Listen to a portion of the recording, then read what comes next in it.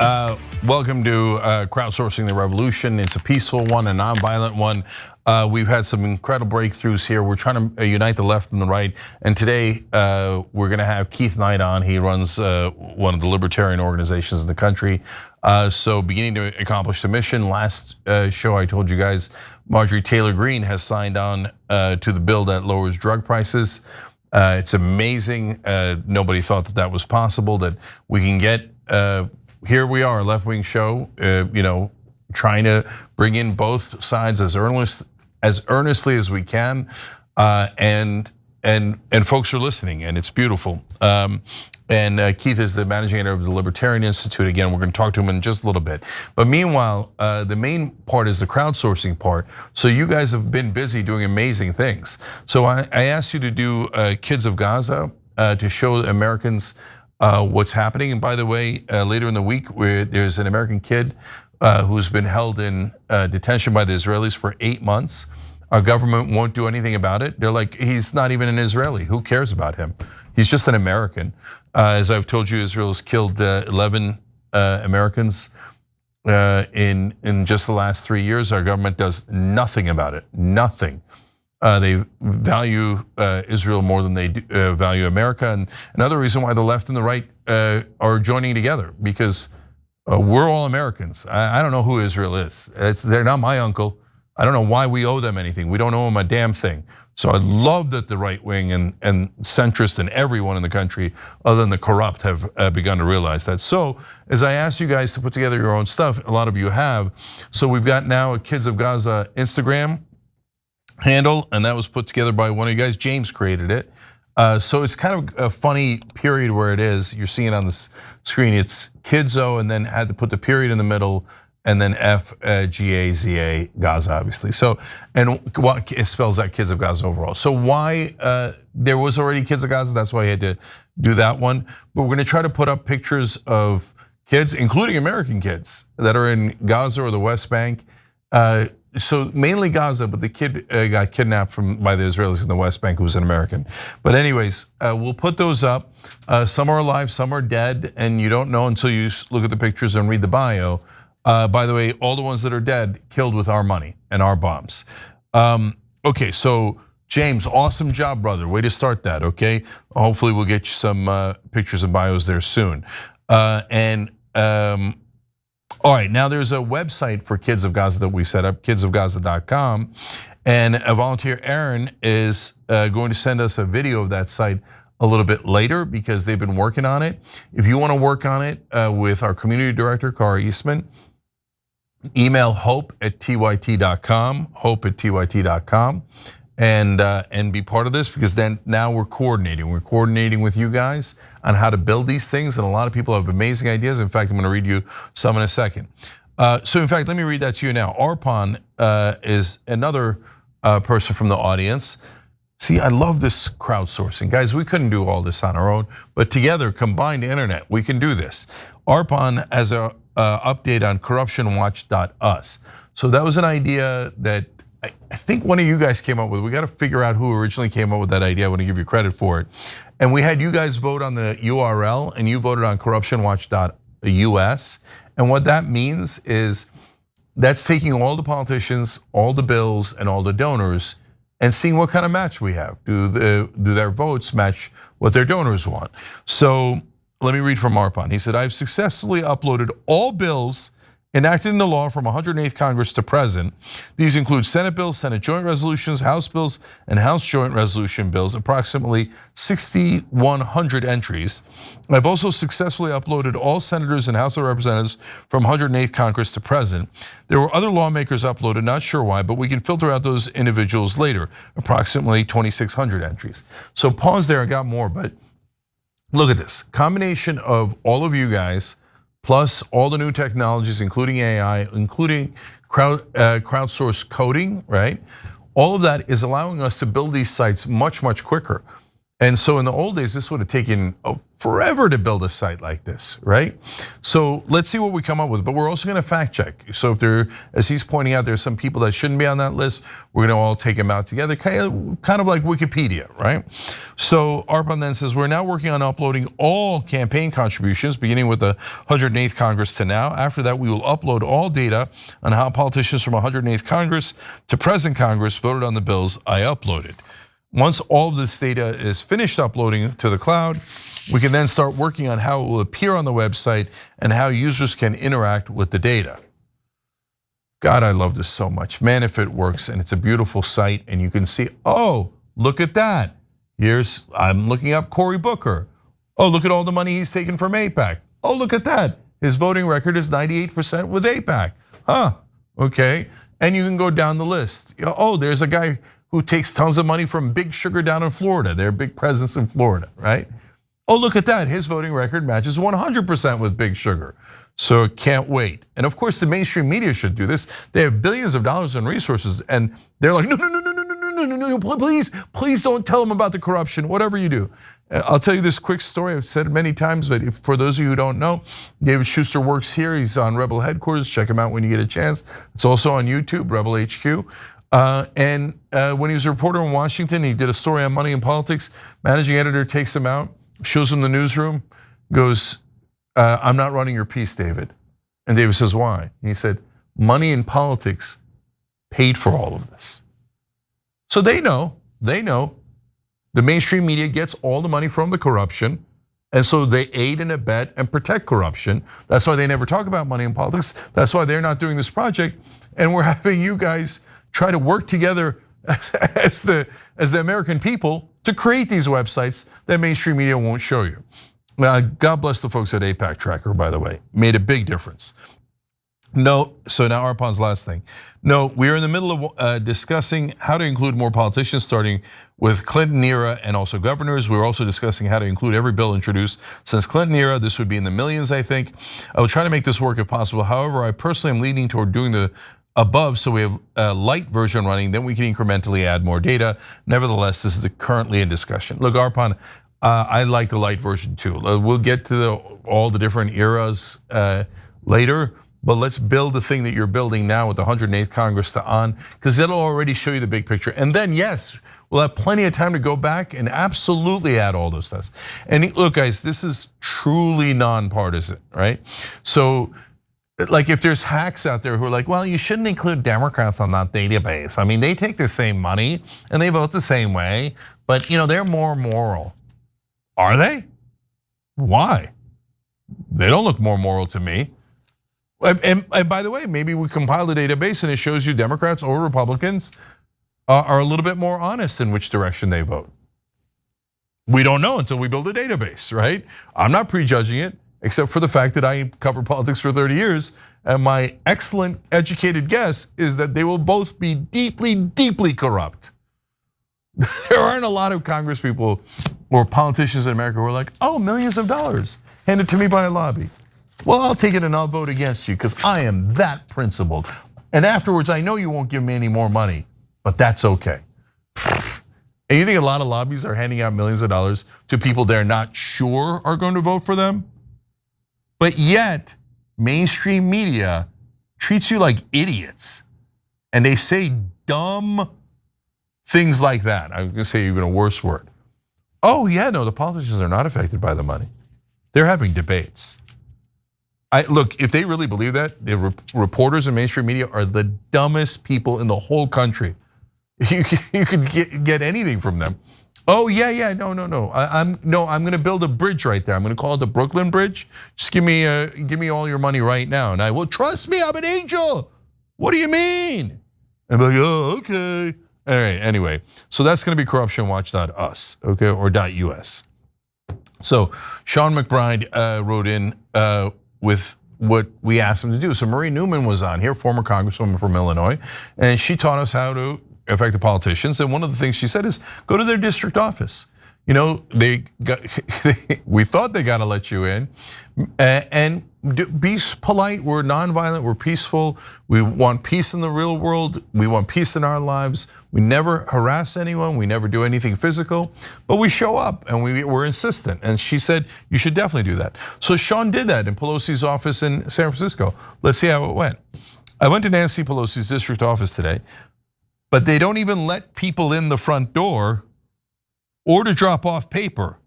I'm a San Francisco State student and we have free public transit, so I'm willing to go there as many times as necessary.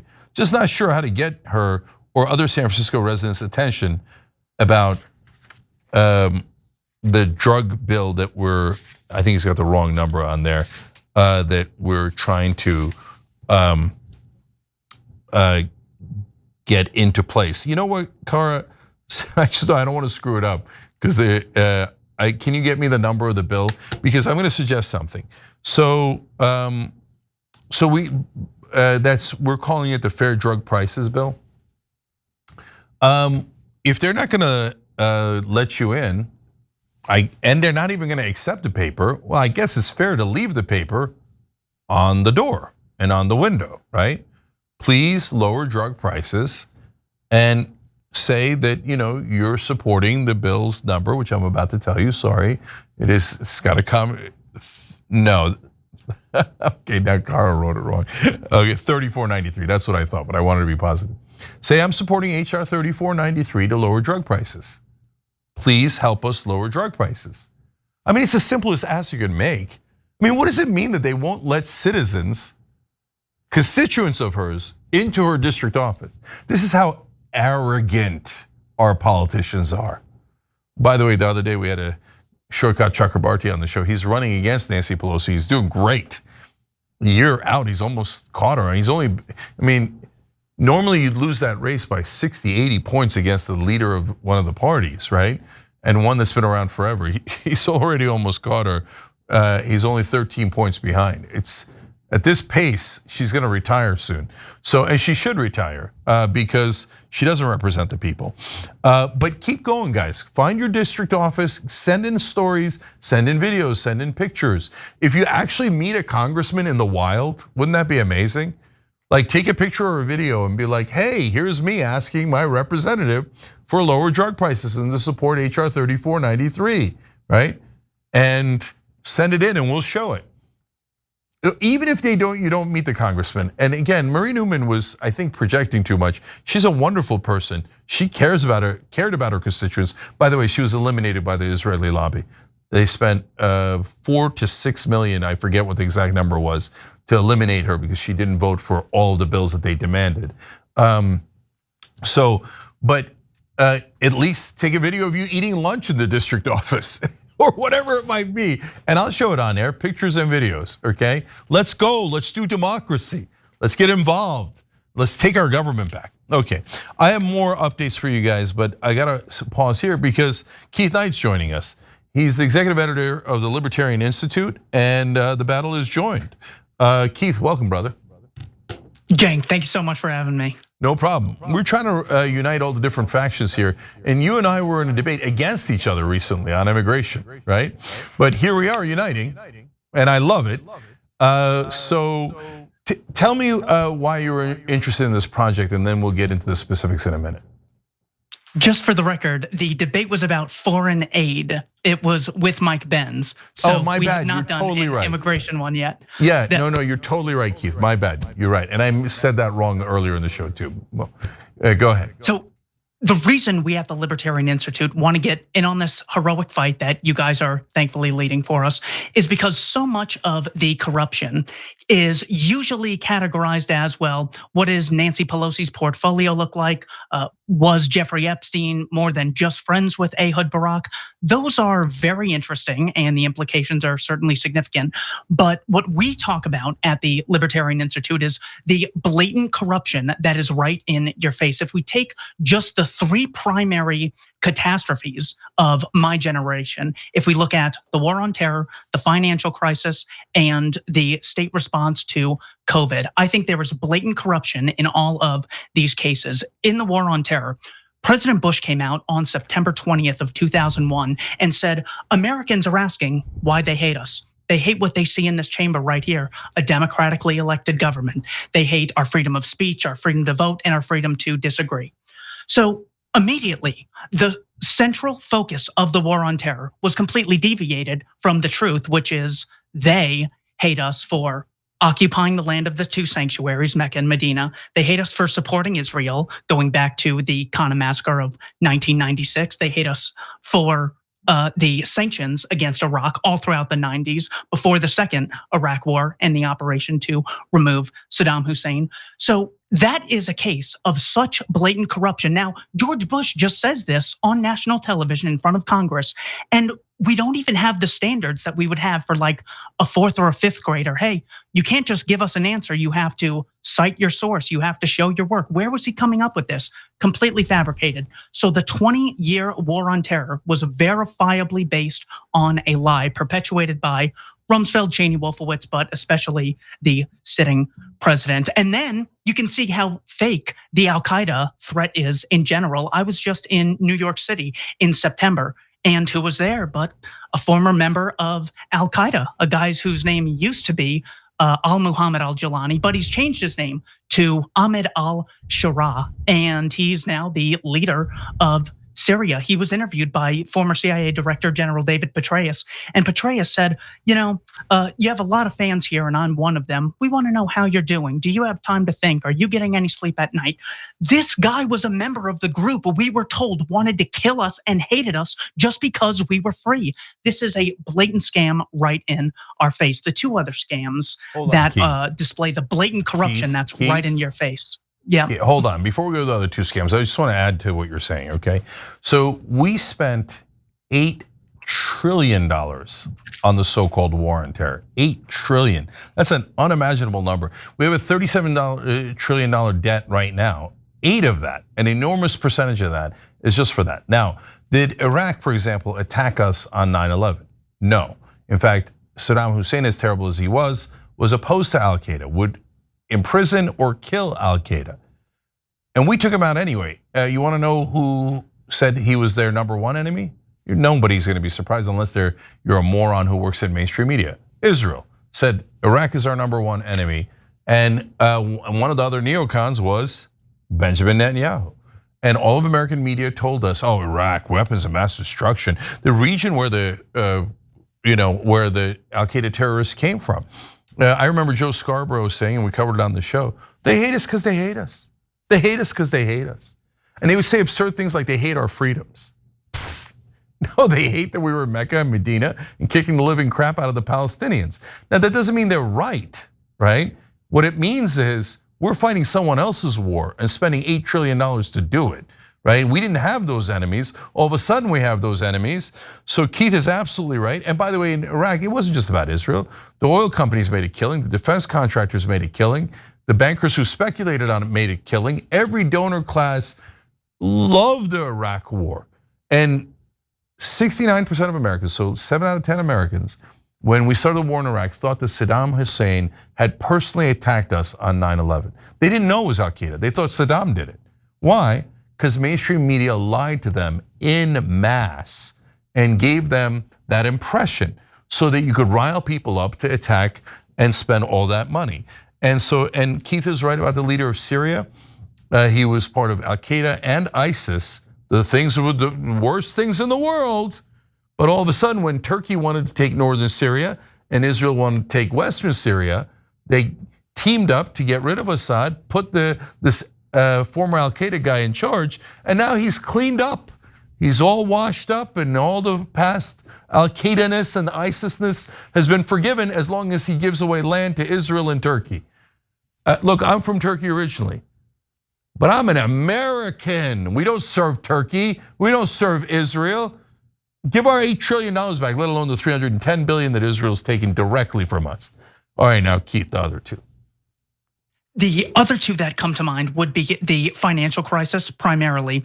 This was seen by both Democrats and Republicans as one of two ways. It was not something that could have been foreseen, or well, we were able to foresee it, but we did not want to rile up the masses and give too much information to our Democratic constituents. So either way, there was no innocent explanation. What I believe happened was this was intentionally orchestrated primarily by people looking to the advice of Paul Krugman in this is an economist at the New York Times, on August 2nd of 2002, he said, what Alan Greenspan should do is replace the NASDAQ bubble with the housing bubble. He uses that term specifically. So regardless of what you believe the primary cause was of the financial crisis, we have foreknowledge of people saying it should actually happen, people who are in significant positions of power, or even best case scenario, they don't have the knowledge or incentives to let us know what's happening. And when it happens on their watch, they don't even apologize.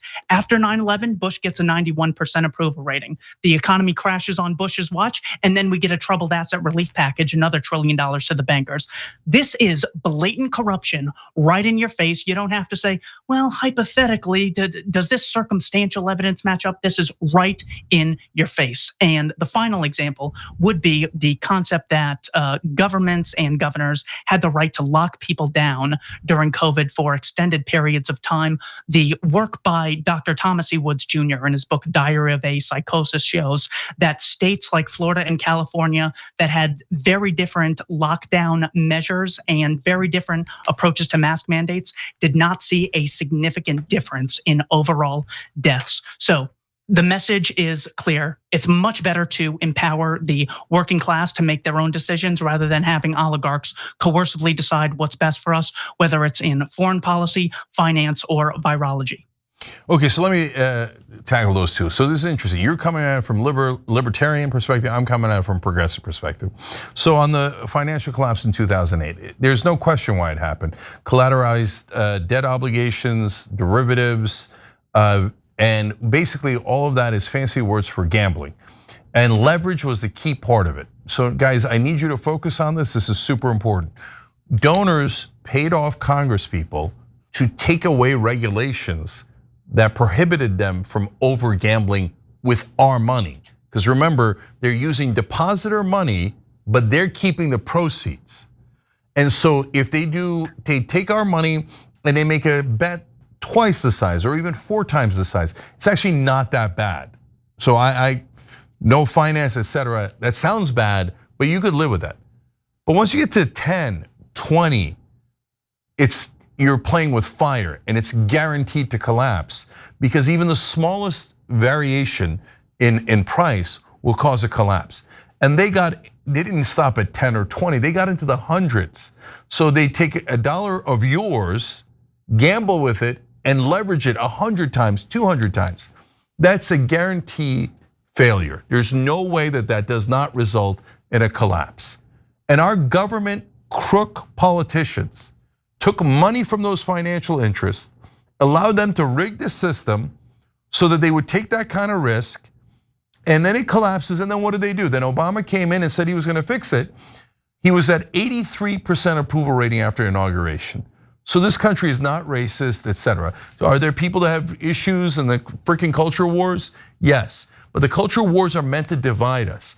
83% supported Obama, hope and change. What did he do? His top donors in 2008 were the bankers, and he bailed out the bankers. And he paid their bonuses. Bonuses for destroying the economy? Here's the left and the right telling you they've been lying to you the whole time, the Democrats and the Republicans. And on COVID, look, we're gonna have disagreements on some of the measures that were taken on COVID. But what's important is who's in charge? And the answer is Big Pharma. If you think Israel gives a lot of money, Big Pharma gives way more, okay? And so that's why you might have had some of the rules during COVID, but most importantly, we're not allowed to negotiate drug prices. That's mental. What do you mean? Keith, what does it mean that in a capitalist free market, you're not allowed to negotiate prices? Has anybody even ever heard of such an insane thing before?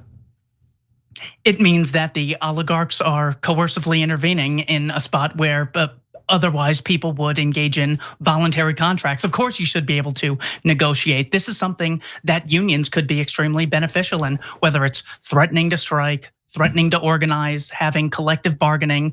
Negotiation is the root of a lot of economic growth because you make sure that you're getting value for value exchanges instead of having someone step in and say that negotiation is not allowed. That is just so psychotic. It's one of those things that I think 30 years from now, people will look back and say, how could that have ever been justified to the masses as anything other than a scam? Only thing that I respectfully disagree on, the financial financial crisis with. I don't think the deregulation of Glass-Steagall caused the financial crisis, because the most volatile banks were Lehman Brothers, that was just an investment firm, Bear Stearns, that was just an investment firm, and AIG, which was just an insurance company. I think the more diversified banks with both commercial and real estate investments and investments in companies, and they had savings and capital, they were much more diversified and less volatile than those banks like Lehman, Bear Stearns, and AIG. But absolutely, tomorrow they should be able to negotiate drug prices. That is completely crooked. Yeah, and guys, it's totally okay to have these disagreements about, hey, what exactly went wrong, et cetera. The big picture is who's in charge, and the donors are in charge. We're not in charge. And so, and that's why we're trying to band together, even with the disagreements, to get to a place where we can take our government back, so we can have actual discussions, debates, and get to the right policy. So along those lines, Keith, we've been pushing HR 3493. That's Donald Trump's executive order turned verbatim into a bill that says we get basically most favored nation status on drugs. So for the combination of France, Germany, et cetera, whatever they're paying, we should pay the same, because the drug companies are just adding on top for prices that they make profits on already, and they're just robbing us blind. And our government is allowing them to do it. So what's your take on whether you can get behind that?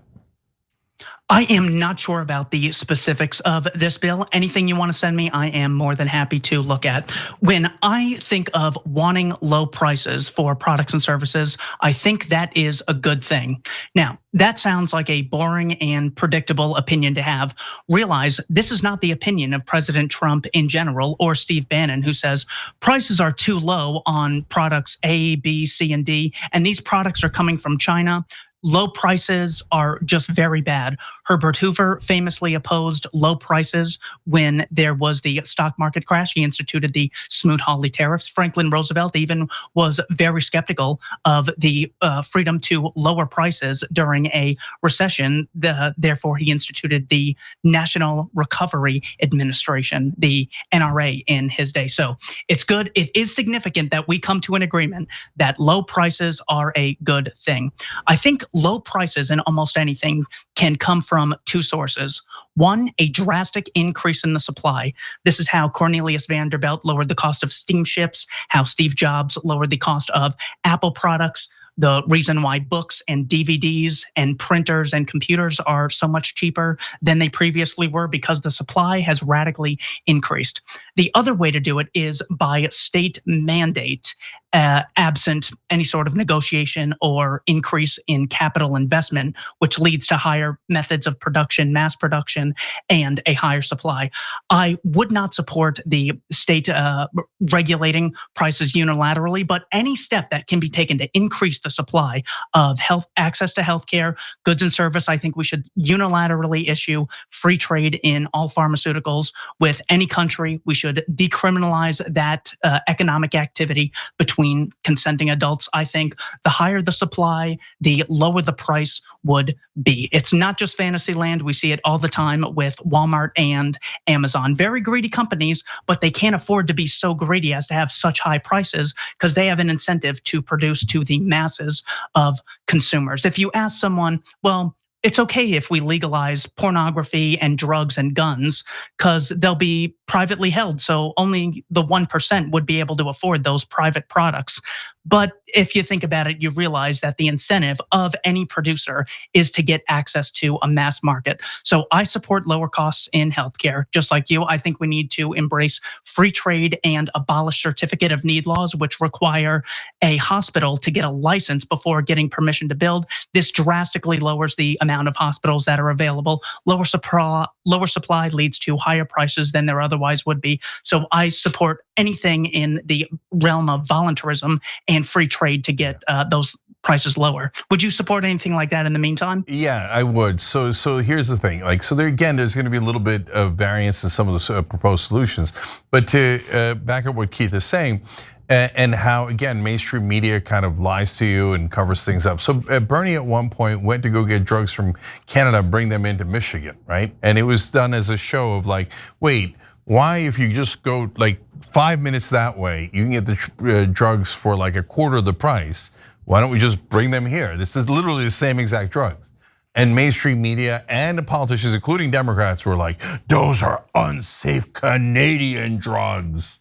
They haven't been properly regulated. What are you talking about? It's literally the same exact drug. Why do we have to pay 4 times as much? And they're like, no, the donors say, I mean, it's free. It's not free market, it's the opposite of a free market. Let us buy the Canadian drugs. Boom, there's a free market. So, okay, last thing, which is on Israel. Look, we're trying to get attention to folks. We're paying for a genocide here. It's crazy, nuts, right?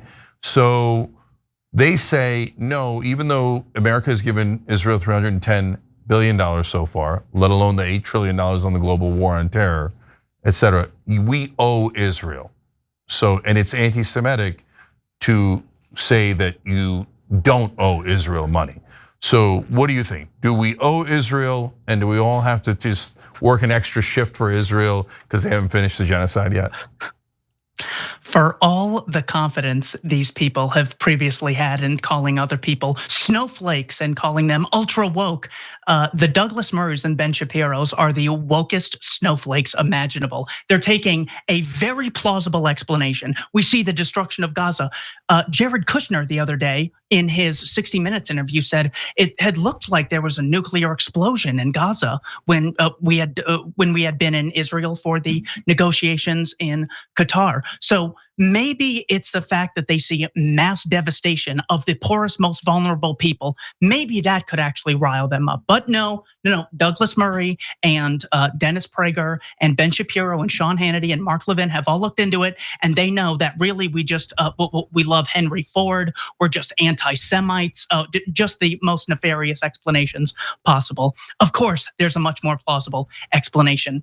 There's an organization called the Jewish Chronicle, which right after October 7th authorized the continued publication of a document titled Operation Al-Aqsa Flood. This was published by the Hamas media office. So let's look at what Hamas said when they had more eyeballs on them than ever before. What is in that document that they translated into English so the English-speaking world can see it? You would think, according to the Mark Levins and Ben Shapiro's, this would be about how the Jews are disproportionately involved in the banks, and they're nefarious, and they're the synagogue of you know what.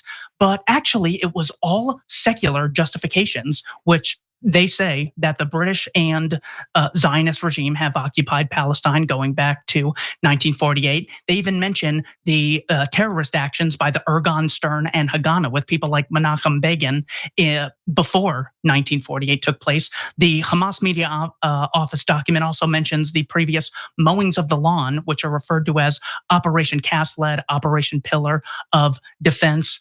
Now, since 2005, Israel had been blockading Gaza.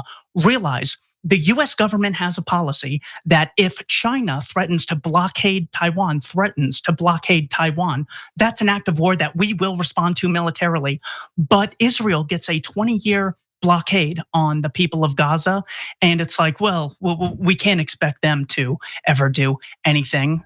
It is just, this would be another concept of either blatant corruption or actively misleading the jury. This is why in court they say, do you promise to tell the whole truth? Because you can obviously omit things by telling just specific examples of things that are technically true. So yes, this blind support for Israel, I think, is absolutely detrimental. And it hurts how other people see us. I mean, I look at Nixon. I don't like Nixon, but I see him shaking hands with Chairman Mao. I see Dwight Eisenhower shaking hands with Nikita Khrushchev.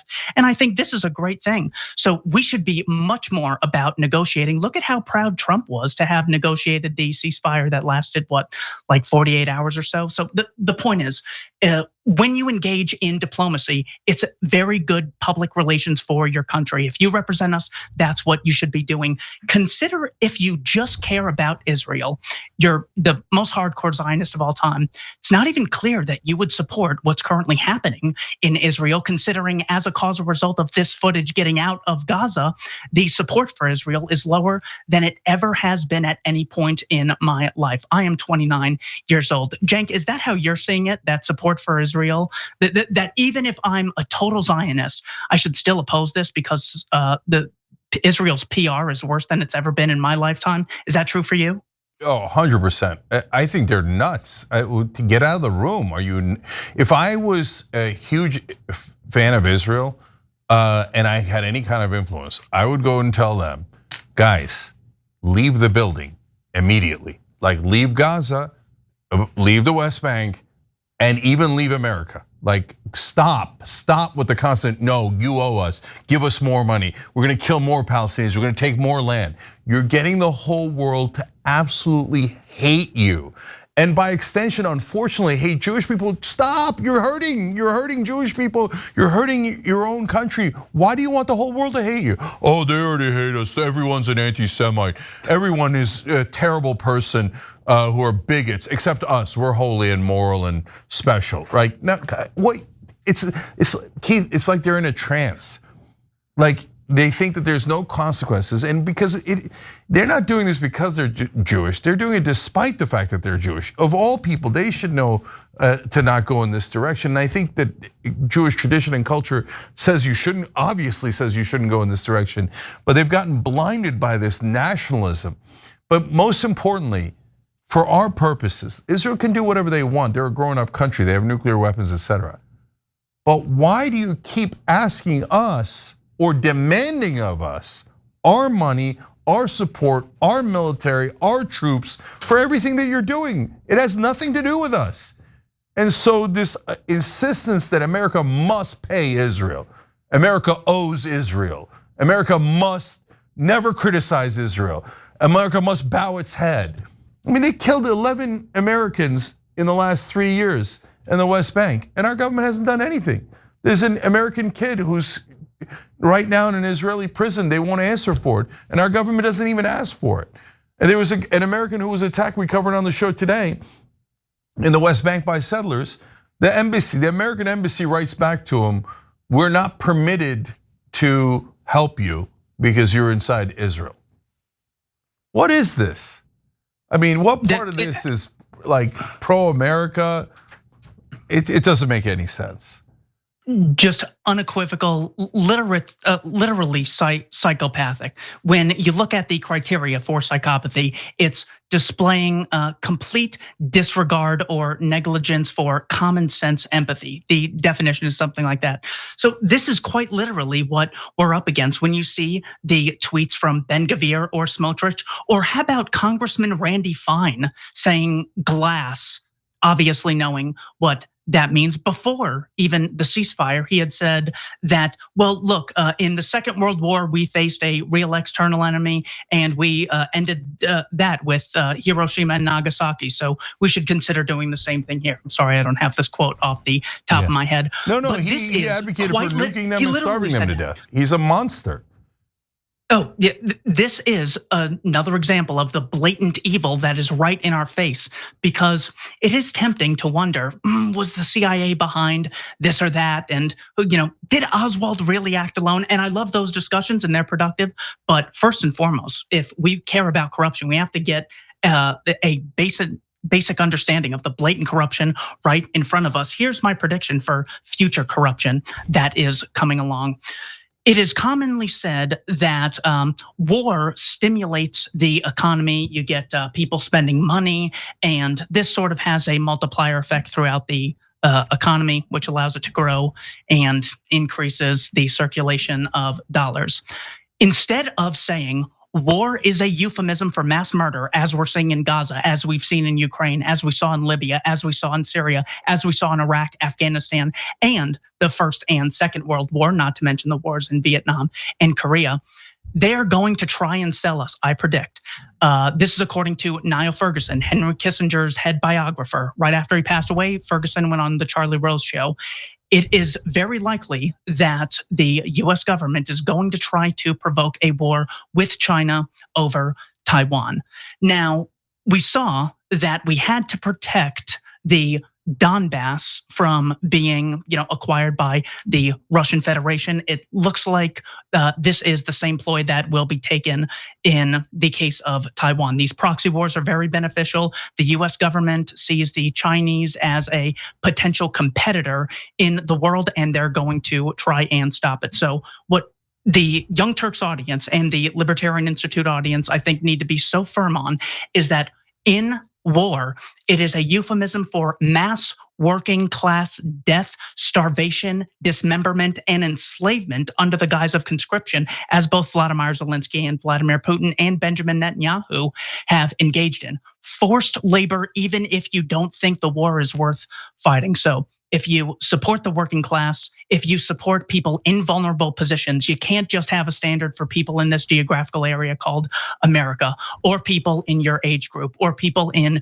your racial demographic, or people on your ideological side. It's important that we hate what's happening in Gaza and extract a productive lesson from this, that in war, it's mass murder of the most vulnerable, innocent people, far worse than any other exploitation that I can imagine. So that is the message that I wanted to bring to your audience, and I really appreciate you having me on.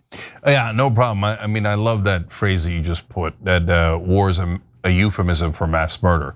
And if there's anything that progressives and libertarians agree on, it's being anti-war, because war is just feeding us into the war machine like we're fodder for them. What's the point? Why do I want to die for you to make more money? It's sick. I've got no interest in it.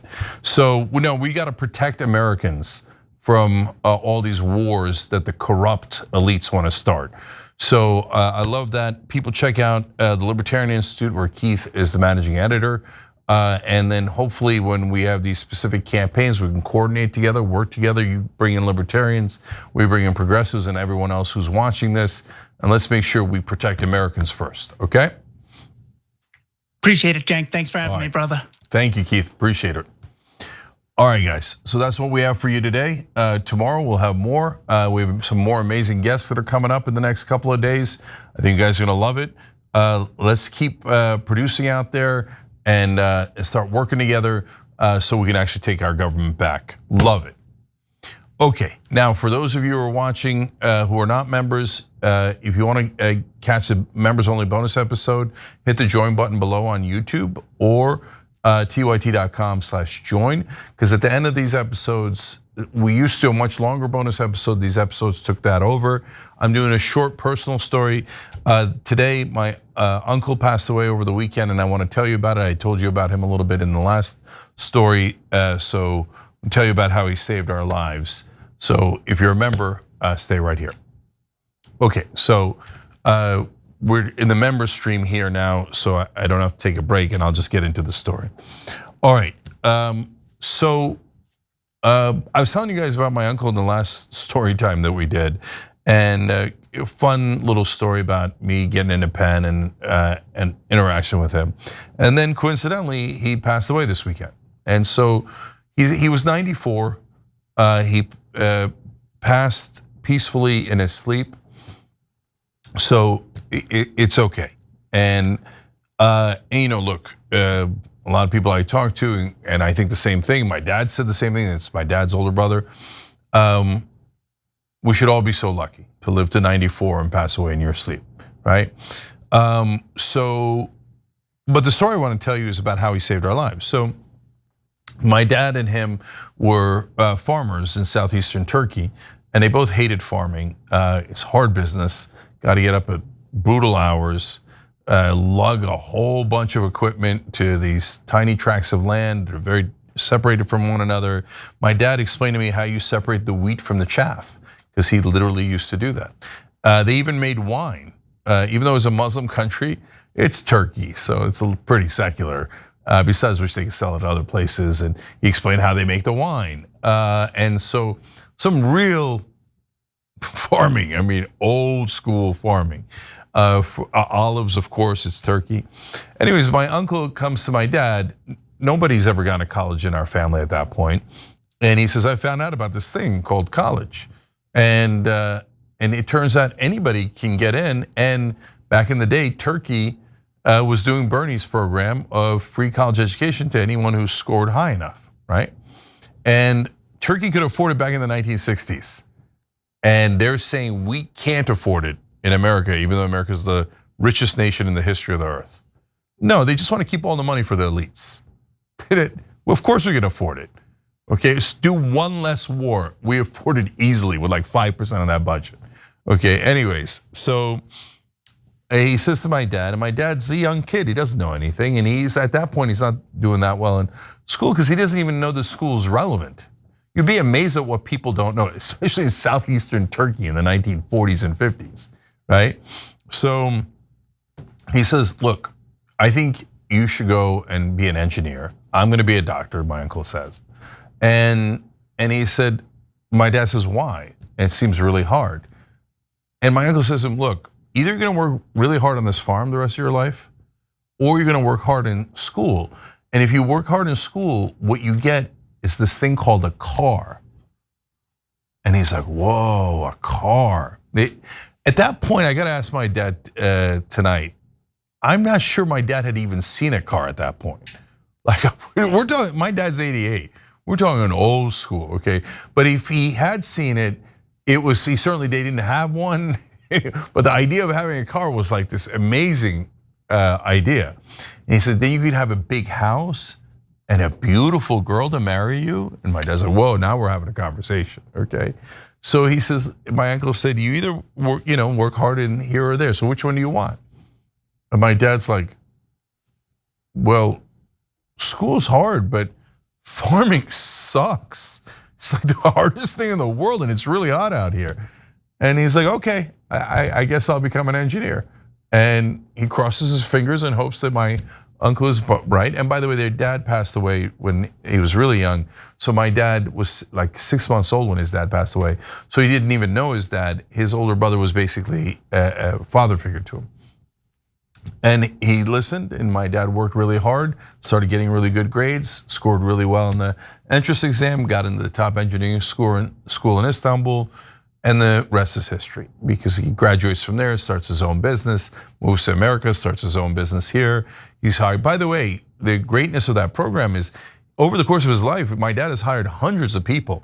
So helping people get a free college education is not just morally right, it's also economically correct position. It adds a lot to the economy. It added to the Turkish economy, it added to the American economy. And so, and by the way, if my dad hadn't become an engineer, hadn't listened to his brother, there's no way in the world he could have married my mom, who was a little bit more upper class in that town. There's no way that his family could have married into that family if my dad wasn't already getting a master's degree in mechanical engineering in America. And then he could come back and ask for my mom's hand in marriage. So if it wasn't for my brother, his brother, I wouldn't even exist. Because there's no way that marriage would have happened. My kids wouldn't exist, none of us would exist.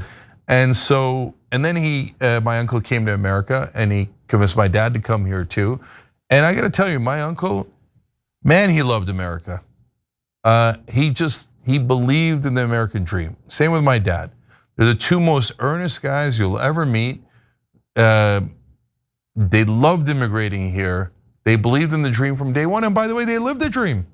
My uncle became a successful doctor, went into real estate, got a bunch of buildings. He even once bought this area of land in New Jersey and developed residential real estate. I asked my cousins about it the other day. And there was like a Uyghur Street. He named the streets after us. There might have been a Jenk Street. I forget now. My cousins are his grandkids.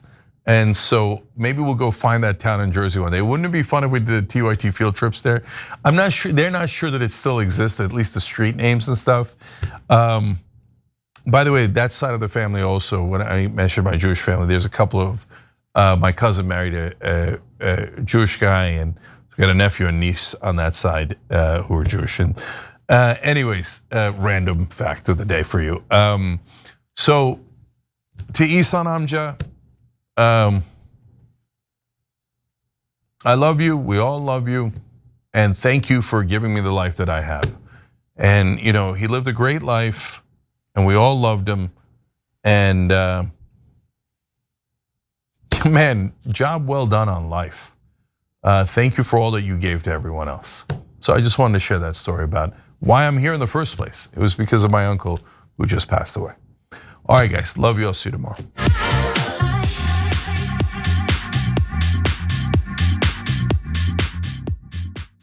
Every time you ring the bell below, an angel gets his wings. Totally not true, but it does keep you updated on our live shows.